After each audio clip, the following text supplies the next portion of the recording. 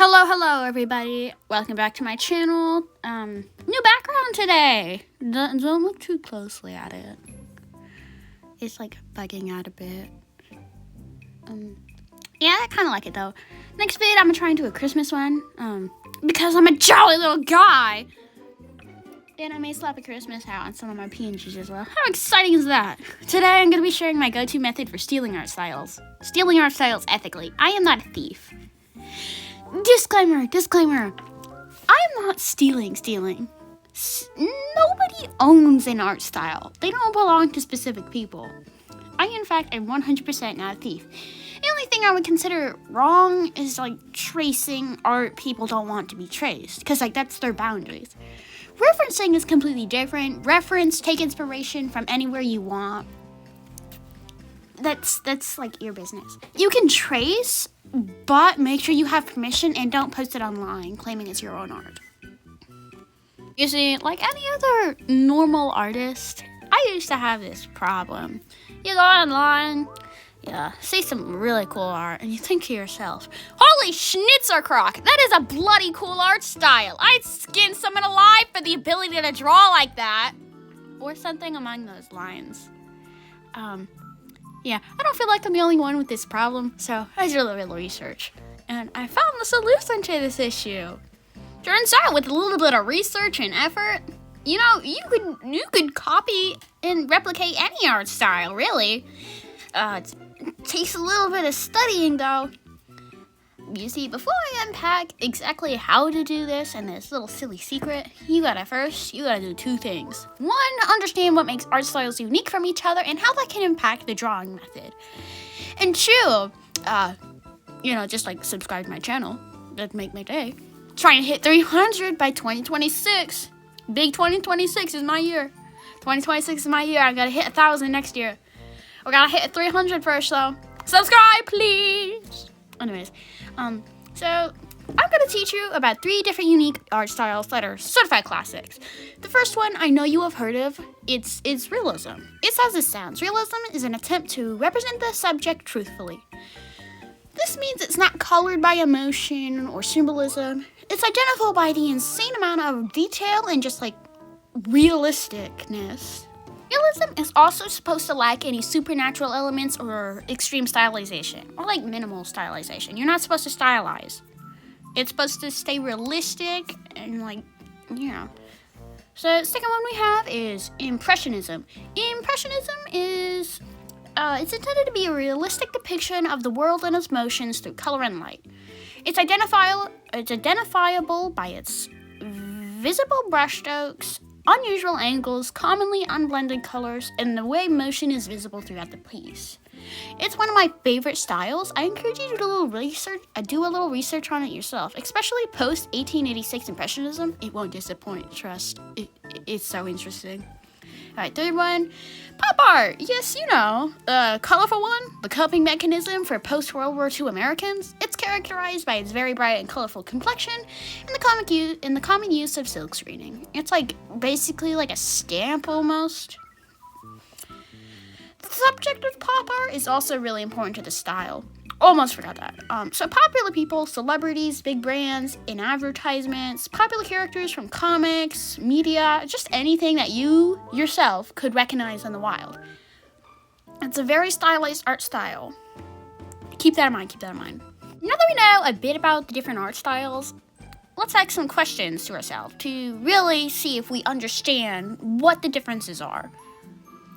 What kind of colors are used? How the style is built? What shapes are used? How stylized is the others compared to the other? How exactly are they different? How exactly are they stylized? Are the eyes and the hands and the feet simplified? Are something less detailed? Is the shading different? Is the lighting and highlights different? Is there a lack of?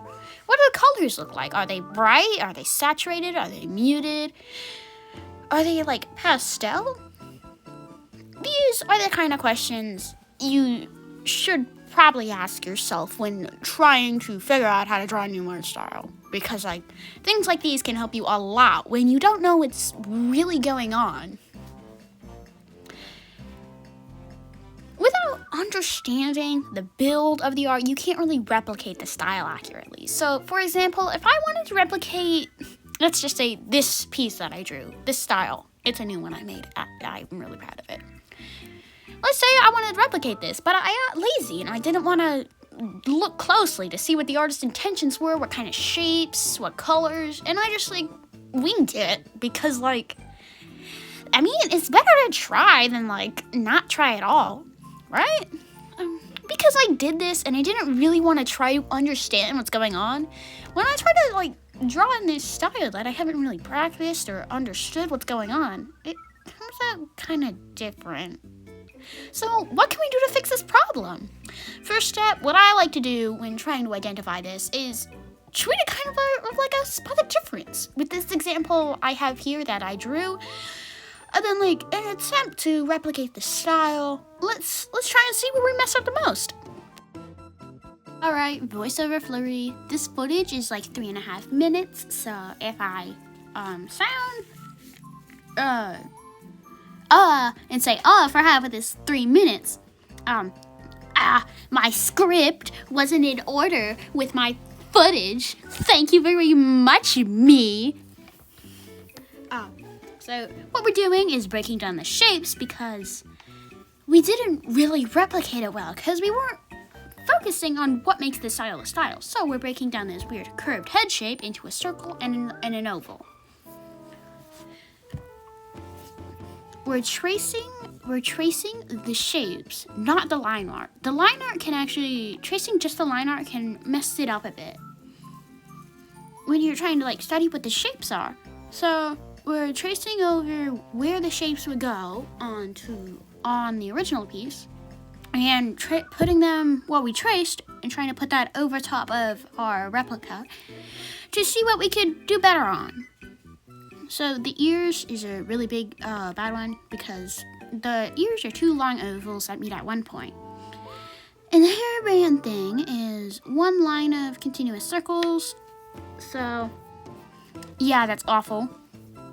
Poor job, Flurry. Even though it was intentionally trying to be bad. Poor job!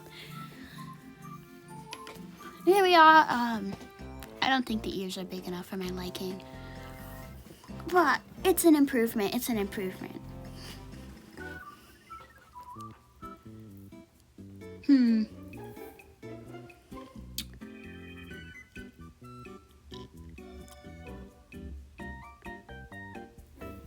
I'm gonna talk about the bean body structure now. So the body is a circle with, like, a bean type body, I guess. They're a little round. They have a curved structure with a circle at the bottom. So they get a little rounder at the bottom and their neck is really skinny. So they have this weird shaped body and the body is supposed to be way smaller than the head. And the head is, like, the size of the torso. And then the limbs have these large circles at the bottom and they're pretty big hands and feet. And the limbs, the arms and legs, are really skinny. So we have skinny arms and big old hands and feet, which we did pretty good on. The only thing I hate about the limbs is the feet, because these look a little weird, because, like, the hands are way bigger than the feet, I think-ish. The hands are more round and the feet are more oval-like. She actually does have a tail. I forgot to put that in the original drawing, but whatever. As you can see, I'm doing a wonderful job at drawing. Yay. And then a big no-no that we did was put these little texture lines all over instead of putting them where they're supposed to go. On the original piece, you can see these little lines that are meant to imitate fur at angles and curves.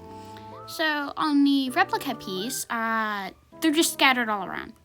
So as you see in the red, we're trying to fix that and looks pretty good. Oh yeah, and just docs what I was listening to. So yep, that's the end of the video. That's all I had. That's how I steal our styles.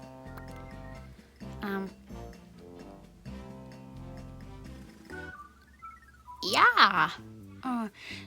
Outro time. Alright, thanks for watching. Like, subscribe. If I don't get 300 subscribers by 2026, I'm gonna I don't know what I'll do, but I'll do something mildly threatening. Subscribe.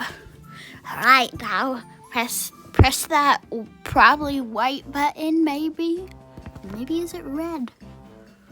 Make it a blander color. Click it. Click it. Oh, also you should probably go like watch some of my other videos because those are really good. I spent like hours working on those. And leave a like or like a hate comment or a nice comment. I like those more than hate comments. Yippers. No. Bye.